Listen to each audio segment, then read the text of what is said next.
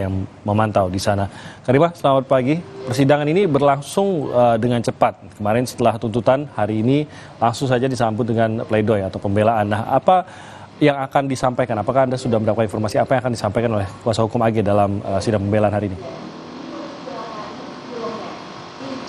Ya, kuasa hukum AG Manggata Toding telah menyiapkan beberapa bukti untuk sidang pledoi hari ini.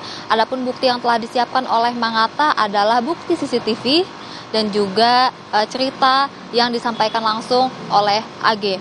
Mengapa demikian? Mengapa Manggata menyiapkan kedua bukti tersebut? Dikarenakan Manggata sebelumnya menyampaikan bahwa ketentuan jaksa dalam menuntut AG untuk dipenjara selama 4 tahun merupakan penilaian yang kurang komprehensif, di mana Manggata menilai bahwa jaksa tidak menilai secara menyeluruh terkait saksi dan juga ahli yang telah dihadirkan oleh pihak kuasa AG. Selain itu juga Manggata juga menjelaskan bahwa ada 2 saksi yang telah dihadirkan sebelumnya, 2 saksi ahli, yaitu psikolog dan juga ahli forensik. Selanjutnya juga setelah pembacaan sidang pledoi pada hari ini akan dilanjutkan pada sidang vonis yang akan dilaksanakan minggu depan, diperkirakan pada tanggal 10 April 2023. Namun pada sidang vonis ini akan berbeda. Sidang vonis ini akan dilaksanakan secara terbuka, namun AG tidak diwajibkan hadir dalam sidang vonis tersebut.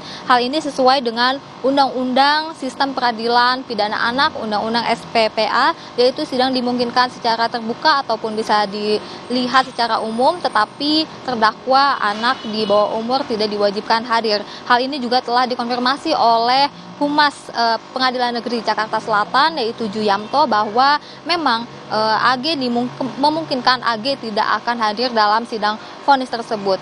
Timothy. Baik, berarti vonis akan dilaksanakan pekan depan dan akan dilakukan secara terbuka, namun kemungkinan besar tidak menghadirkan AG. Terima kasih Karima Anissa melaporkan dari Pengadilan Negeri Jakarta Selatan. Sudah, kami akan kembali lagi dengan informasi lainnya. Tetap di Sapa Indonesia Pagi.